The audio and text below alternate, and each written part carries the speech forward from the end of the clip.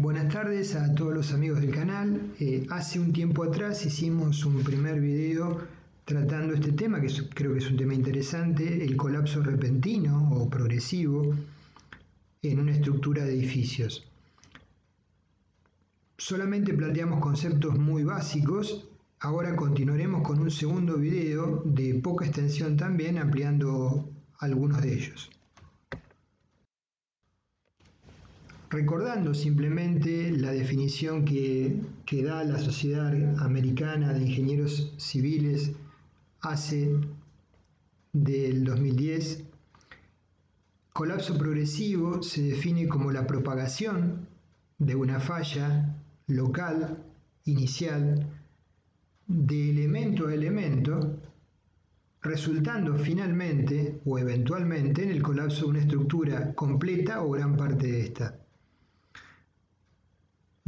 Hablamos en el video anterior de que siempre es deseable, más allá de analizar este tema o cualquier otro, cuando hablamos de diseño estructural, tener una idea conceptual de cuál es el camino de las cargas, es decir, del punto de aplicación de las mismas sobre la estructura, sobre el modelo estructural que hemos planteado para diseñar el edificio real que tenemos que enfrentar, hasta las fundaciones. Por ejemplo, el flujo de cargas en un pórtico muy simple estaría planteado con cargas F1, 2, 3, 4 gravitatorias y horizontales, omega 1, 2 y 3, esquemáticamente como vemos. Entonces, frente a la falla eventual de uno de estos elementos portantes verticales, supongamos la columna R2, tendríamos que analizar o estudiar qué capacidad de sobrevida tiene la estructura planteando caminos alternativos, donde naturalmente las solicitaciones que se presentaban en nuestro análisis original en los distintos elementos, por ejemplo la viga del primer nivel, van a cambiar sustancialmente en magnitud, en signo, e inclusive van a aparecer solicitaciones de tracción que en principio no se presentaban. Entonces, el análisis que se pretende hacer está basado en estos conceptos. El análisis de una estructura por efecto del colapso progresivo tiene como propósito evaluar el comportamiento de esa estructura ante la pérdida de algunos de sus elementos verticales, tipo columna o eventualmente un tabique.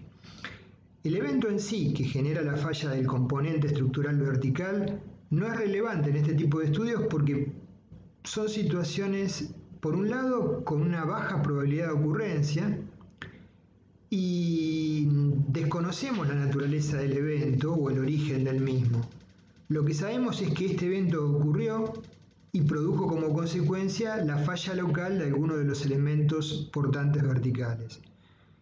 No vamos a tratar, porque no es el tema, el efecto de la acción sísmica, para el cual hay reglamentaciones y códigos específicos de diseño, tampoco la acción del fuego generalizado, para el cual también el Comité ASI, por ejemplo, tiene comités específicos de diseño u otras normativas, como las normativas españolas de hormigón estructural, a modo de ejemplo, ni tampoco el efecto de atentados explosivos, que es un tema de suma complejidad. Entonces, dada la dificultad de predecir tanto la ubicación como la magnitud de este evento extremo, no es práctico el diseño con conceptos tradicionales. El enfoque actual es intentar minimizar los daños que se van a producir y quizás tengan una magnitud tal que haya que evaluar posterior al evento la factibilidad de reparar esa estructura, ¿sí? O sea, el riesgo no lo podemos eliminar. Lo que tratamos en todo caso es de controlar las consecuencias, básicamente salvaguardar las vidas, ¿sí? Y eventualmente algunos bienes económicos. El daño local más importante para mantener la integridad del edificio es la falla de elementos verticales. Y se trata de evitar que esa falla conlleve a un fallo en cadena o lo que llamamos recién o definimos colapso progresivo. ¿Cómo se trata de evitar esto? Bueno, hay diferentes enfoques. En el dibujo superior A de la izquierda falla una columna central y el esquema de vigas y columnas que queda sin soporte trabajaría como una viga Vierenthal, o sea, con nudos rígidos. Se transformaría en un mecanismo de ese tipo, si es que eventualmente tiene la capacidad de hacerlo. En el esquema B, ante la falla de la columna, se evalúa la acción de catenaria, ¿sí? La posible acción de catenaria, donde los elementos tipo vigas silosas trabajan básicamente a tracción, ¿sí? Y hasta la columna que queda sin soporte puede eventualmente entrar en tracción. Y en el esquema tipo C se evalúa también el aporte de los elementos de cerramiento no estructurales, que en el caso de la mampostería, por ejemplo, pueden, frente a una situación de este tipo, colaborar en mantener la estabilidad de la estructura. O sea, estamos tratando de evaluar rutas de carga alternativas o mecanismos de transmisión de carga alternativos viables para evitar el colapso global. Acá vemos una foto que muchos de ustedes conocerán de una torre en Londres hace ya muchos años, constituida por paneles premoldeados en donde la explosión de un cilindro de gas propano en un nivel intermedio, como está ubicado en el dibujo de la izquierda, en el nivel 18, que era una falla limitada a ese nivel, produjo por la tipología estructural al colapso progresivo, ¿sí?, de todo ese sector del edificio. Esto se presentó ya hace muchos años atrás y motivó la necesidad de repensar el requerimiento de redundancia, de continuidad y de utilidad para las estructuras de edificios para evitar este tipo de fallas a futuro. Esta es una experiencia que casi todos deben conocer, muy mencionada en la bibliografía, sobre todo cuando se habla de diseño sísmico. No es una contradicción, yo les dije que no iba a hablar de temas sísmicos, pero sí les quiero hacer mención por un tema particular. Este hospital, en la década del 70, tuvo un premio como proyecto de ingeniería. Poco tiempo después de ser inaugurado, sufrió un evento sísmico y la situación final que quedó fue la de abajo, de la foto de abajo, donde se ve un desplazamiento horizontal marcado entre el primer nivel y la planta baja. Lo importante de esta situación es que se aprendió mucho.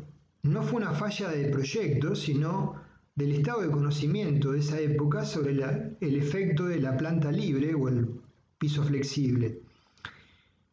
Como el proyectista había combinado columnas hunchadas con columnas simples, el hecho de haber colocado columnas hunchadas permitió que se acepte la estructura, esa deformación relativa entre planta baja y primer piso, quedando con desplazamientos relativos muy importantes, desintegrándose totalmente las columnas con estribos simples y perdiendo su capacidad portante, pero quedando con una capacidad remanente las columnas hunchadas que permitieron una redistribución del camino de las cargas y mantener en pie el edificio, que en este caso era ni más ni menos que un hospital, evacuar al personal médico y a los pacientes, y finalmente tuvo que ser demolido. Pero la capacidad de transmitir las cargas por caminos alternativos en forma impensada al combinar este tipo de elementos, columnas hunchadas con columnas simples, permitió la sobrevida frente al evento. No la demolición definitiva, pero lo que sí se logró es salvar muchas vidas.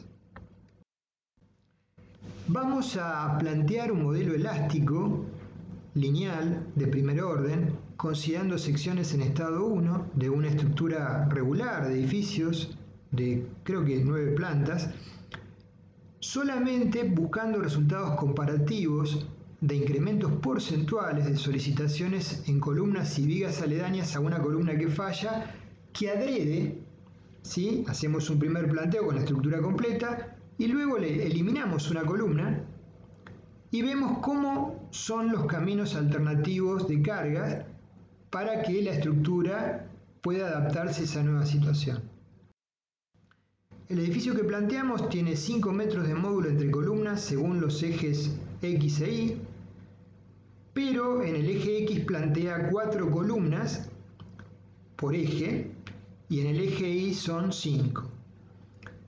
Es muy regular, tiene redundancia en el sentido de que tiene más de 3 columnas como mínimo por cada eje. Sería naturalmente el deseo de cualquier ingeniero estructural, tener estructuras tan ordenadas como esta. Pero bueno, a fin de plantear simplemente un ejemplo comparativo nos va a servir. Lo cargamos con un estado D más L, ¿sí? Peso propio más sobrecarga. Observamos los diagramas de momentos flectores para uno de los pórticos, en este caso el pórtico ubicado sobre el eje 1. Y naturalmente tiene la configuración que esperamos. En amarillo momentos positivos en los tramos y en rojo momentos negativos sobre los apoyos. Analizamos los esfuerzos axiles provenientes de este estado de cargas. Como es un estado de cargas de servicio, no nos van a servir para el diseño, solamente nos están dando valores que vamos a luego evaluar cuando alguna de las columnas pierda su capacidad portante.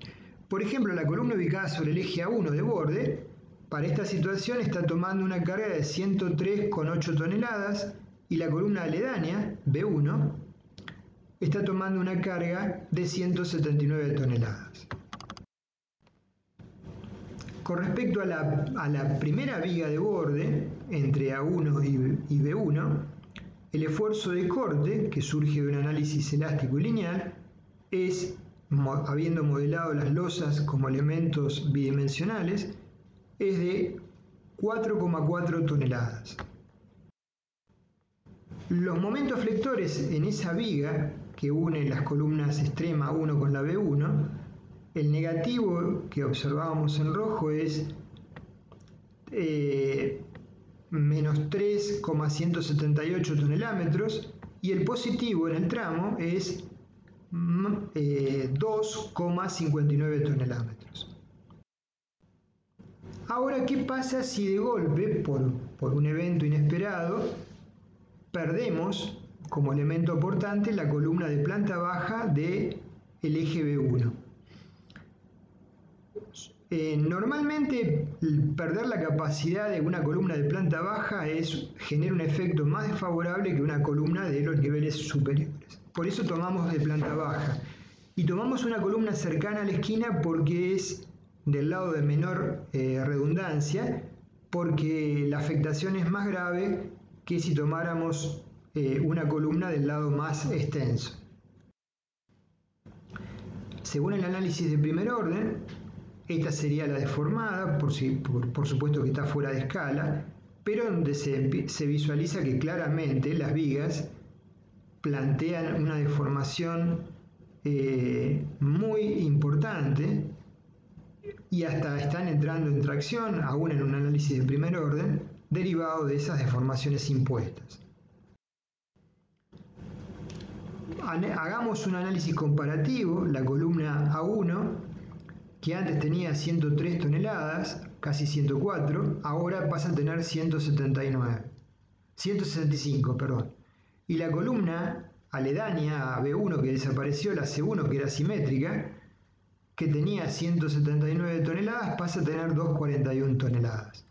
O sea que el incremento porcentual en la columna de esquina es cercano a un 60% de incremento de carga axil para el nivel de carga de servicio, y el incremento porcentual para la columna aledaña pero interna es sensiblemente menor de un 35%. Estamos marcando ya que las columnas de esquina son columnas que son más afectadas sin duda por este tipo de evento. Con respecto a los momentos flectores, el momento flector en el tramo de la viga con la columna 1, ¿sí?, que antes de la falla, ¿sí?, era 1.796 kilogramos, ahora pasa a ser 9.836 kilogramos. Es el momento flector en la cabeza de la columna. Hay un incremento de más del 400%. Es decir, bajo circunstancias normales la viga no va a poder tener la capacidad de absorber ese momento incremental. El coeficiente de seguridad es mucho menor, el habitual, a esa elevación. Entonces se va a formar seguramente una rótula plástica si así lo permite el diseño. El momento flector, por otro lado, en la cabeza de la columna A1 de borde, ¿sí?, 1.796 kilogramos, se ha incrementado sensiblemente respecto a la situación previa, o sea que no solamente se incrementó el esfuerzo axial en la columna de borde, sino que también el momento flector asociado. Consecuentemente, la situación es más delicada para esa columna. Con respecto al tramo de la columna de la viga A1-B1, donde estaba B1, ahora ya hay momentos en amarillo positivos porque naturalmente ese apoyo deja de existir, la columna falló. Entonces previamente teníamos momentos positivos de 2,5 tonelómetros, 2,6, y negativos de 3,17 tonelómetros. Después de la falla, en teoría, si acaso la viga pudiese tomar esos valores, los momentos negativos serían 22,55 tonelómetros, 24,55 tonelómetros negativos y el positivo 22,71 tonelómetros, con el punto gravante de que ese momento positivo, que es 10 veces mayor que el original que estaba en el vano, está en la zona donde estaba el apoyo de la columna. Quiere decir que en teoría no habremos dispuesto armadura para tomar solicitaciones en la cara inferior de la viga, ¿sí? Por supuesto que la viga es, aún en esta estructura tan simple, ordenada, regular, es extremadamente difícil que tenga la capacidad de tomar este incremento de solicitaciones. O sea, es un planteo en análisis elástico y lineal. Seguramente se van a formar, mucho antes de llegar a estos valores, rótulas plásticas hasta formar un mecanismo. Con respecto al corte, en la viga extrema, que era 4.477 kilos, ahora pasa a ser 15.337 kilos. Pasa si acaso la viga tuviese la capacidad de tomar ese incremento de corte. Usualmente un diseño normal no tiene una sobreresistencia al corte de esa magnitud. Estamos hablando de que creció casi un 300%, entonces, o más de un 300%. Entonces, eventualmente se va a producir la falla del elemento por corte. Adicionalmente, sobre esa viga tan castigada, sobre todo ese sistema de vigas de ese eje, naturalmente en la medida que nos elevemos quizás se atenúa el efecto, aparece una tracción que antes no existía, que no es tan relevante frente a las otras situaciones de 4 toneladas aproximadamente.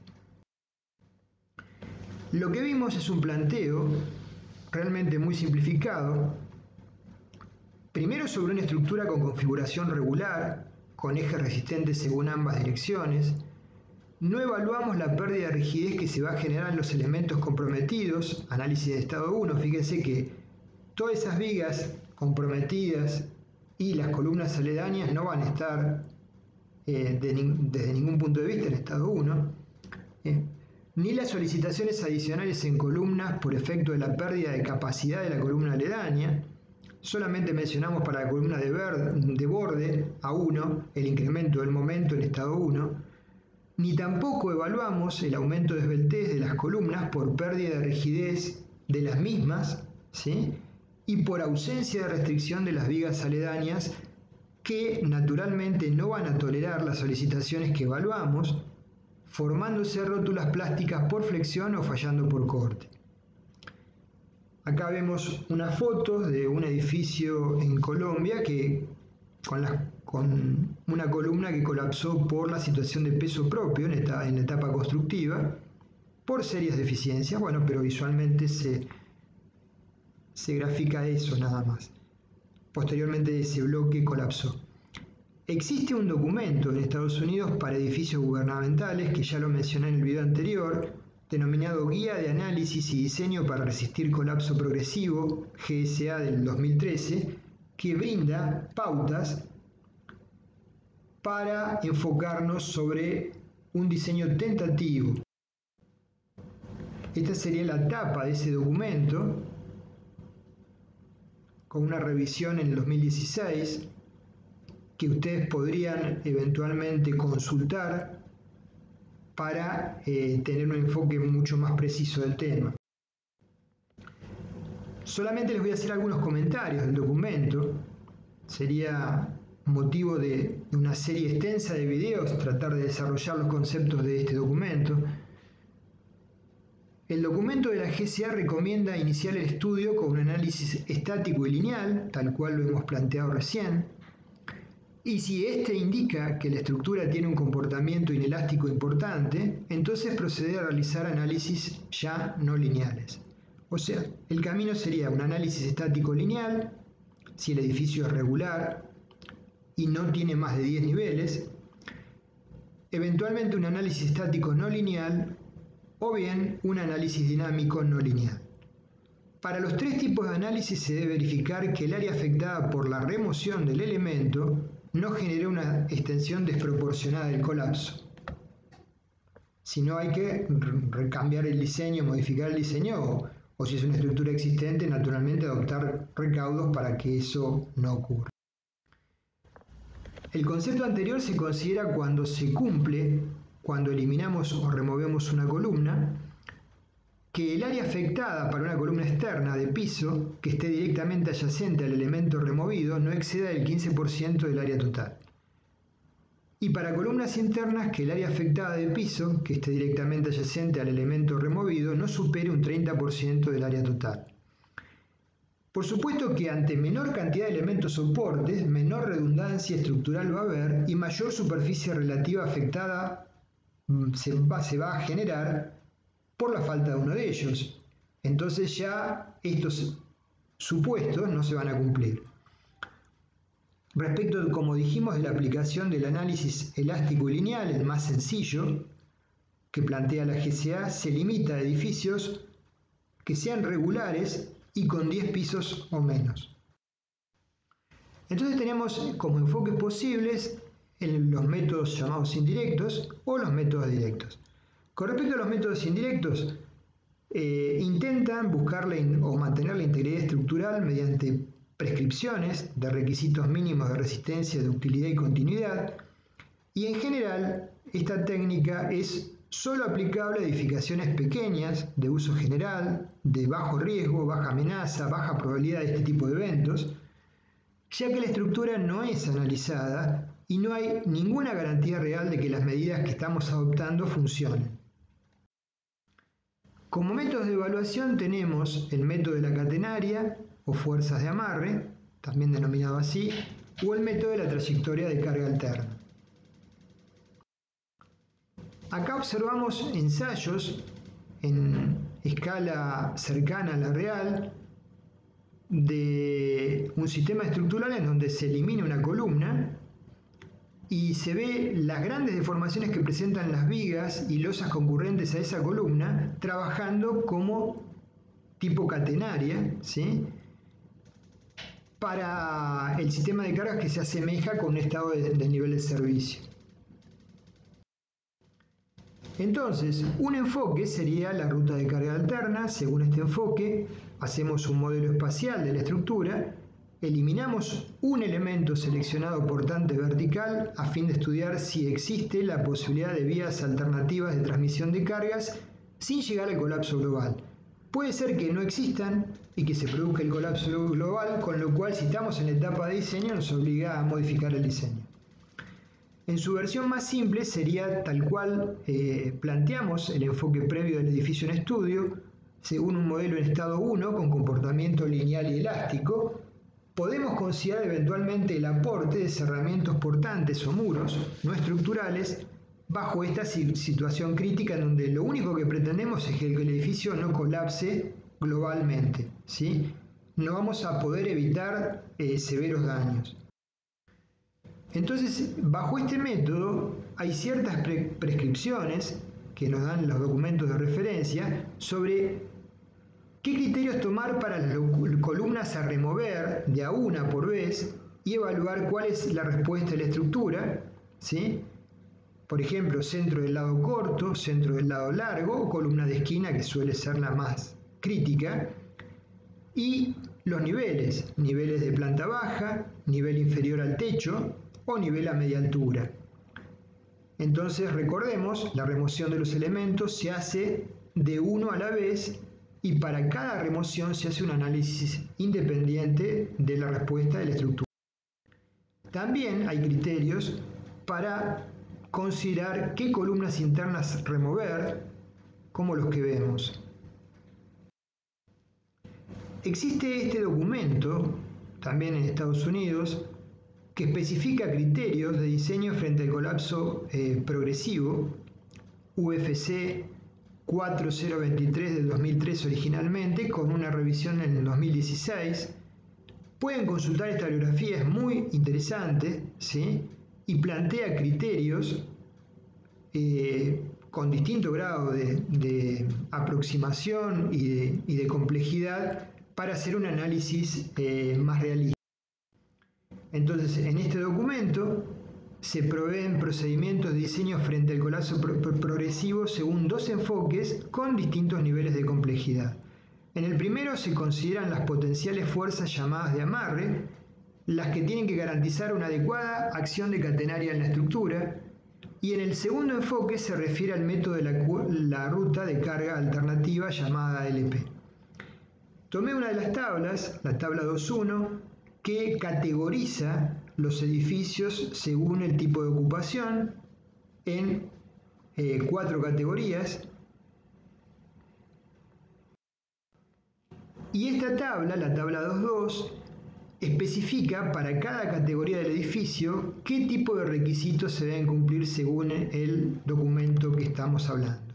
Por ejemplo, categoría de ocupación 2, opción 1, hacer un diseño por fuerzas de amarre para toda la estructura y aumento local de resistencia para las columnas de esquina y penúltimas columnas y pantallas o tabiques en el primer piso.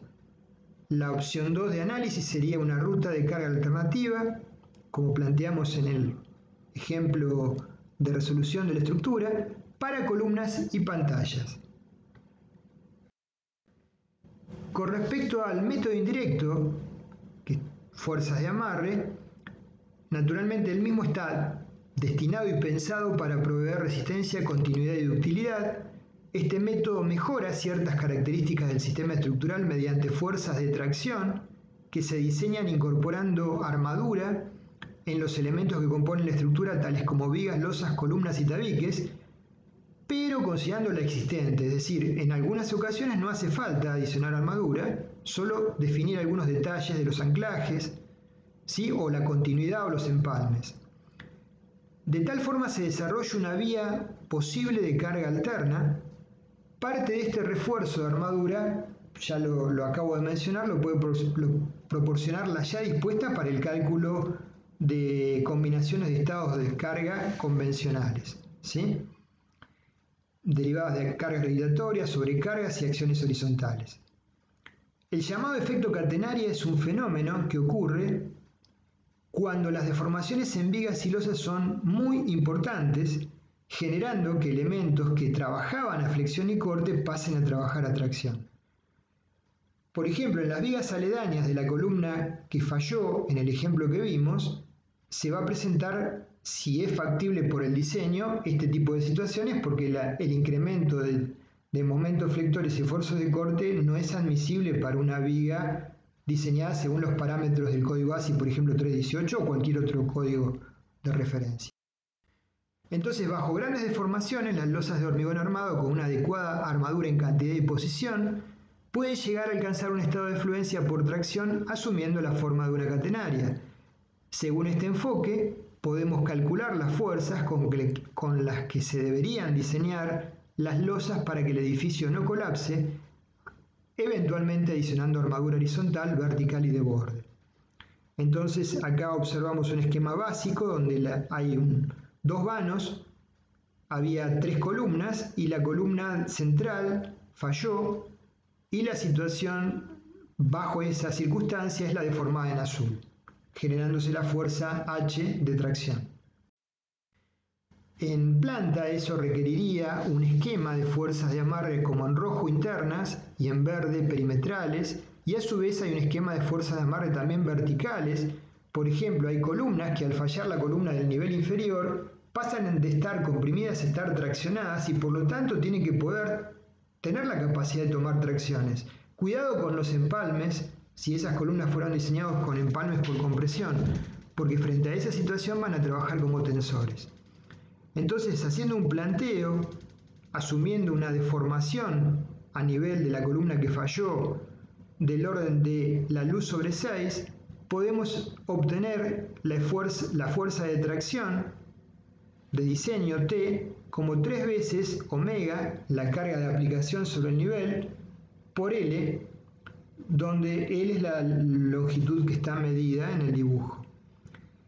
Luego, en función de eso, como estamos trabajando con cargas omega, combinaciones de carga mayoradas, como ya vamos a ver, se obtiene la armadura requerida por unidad de ancho B, como T, la tracción por B, sobre el factor de reducción por 1,25 de la tensión de fluencia. B es el ancho considerado.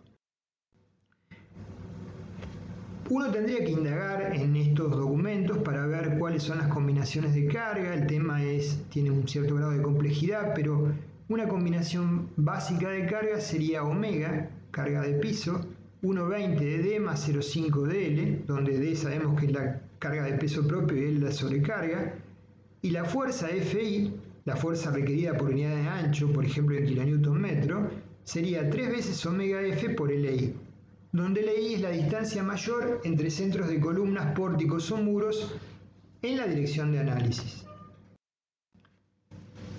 Para cerrar este video, que ya se ha hecho muy largo para mi gusto, algunas reflexiones para estructuras no comprendidas bajo las siguientes situaciones.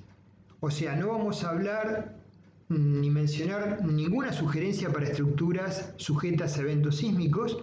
¿Por qué? Porque hay reglamentos específicos que tratan este tema, ni tampoco estructuras sometidas a la acción de fuego generalizado, porque también hay comités y en los reglamentos se tratan este tema, ni tampoco estructuras sujetas a atentados por explosiones, porque es un tema sumamente complejo que hay documentos gubernamentales que lo tratan, pero no es usual este enfoque. Y vamos a enfocarnos en estructuras de configuración regular y con redundancia estructural. Entonces, frente a una estructura con configuración regular y con redundancia estructural simple como la que planteamos en el ejemplo, hay criterios indirectos para mantener la integridad estructural, como los esquemas que planteo, que establece el código ASI 318-2005, de continuidad de armaduras, ¿sí? Empalmando un mínimo de armaduras AS1 y AS2 inferiores sobre el apoyo de la columna, y en la zona superior un concepto semejante. Este criterio de integridad estructural que establece el código ASI 318-2005, ya vamos a hacer un comentario. Solo como sugerencia, todo lo que les voy a comentar de aquí en más no está basado ni en el código ASI 318, ni en los documentos de la GSA o la UFC, sino son conceptos o sugerencias que creo serían saludables a falta de un análisis mediante los documentos citados u otros que puedan surgir en el futuro. Superadores. Entonces, para mejorar algo la situación crítica de los elementos vigas aledaños a la columna que falla, consideramos que el requisito que establece el Código ASI 318-2005 que vimos recién es insuficiente, ¿sí? Claramente insuficiente frente a la demanda que se generaría en la viga que pierde el soporte de la columna. Entonces, de no realizarse por no estar encuadrado el edificio en su ámbito o no ser requerido por el comitente un análisis según plantea la GSA o el documento UFC mencionado, cuando menos podemos adoptar ciertos criterios tendientes a incrementar la posibilidad de lograr un camino alternativo viable de cargas bajo una serie de consideraciones prácticas, siempre y cuando estemos pensando en que nuestro diseño es un edificio con configuración regular, con redundancia estructural, ¿sí? Entonces, lo siguiente, los conceptos que les voy a sugerir, les repito, no están avalados por los documentos citados ni tampoco por ensayos. Son solo sugerencias y no puedo ofrecerles ningún tipo de garantía sobre el resultado de las mismas. Entonces, las sugerencias que planteo son las siguientes. Otorgarle una sobreresistencia a la columna de esquina y a la primera aledaña que sin lugar a dudas, sea cual sea el evento que ocurra, van a ser las más afectadas ante la falla de una columna cercana, de borde o interior. Evitar plantear apeos de columnas sobre vigas. Ustedes se van a sonreír y me van a decir sí, pero el arquitecto me solicita como un requisito esto. Bueno, si podemos evitarlo, evitarlo, ¿sí? Si no, sabemos que es una configuración absolutamente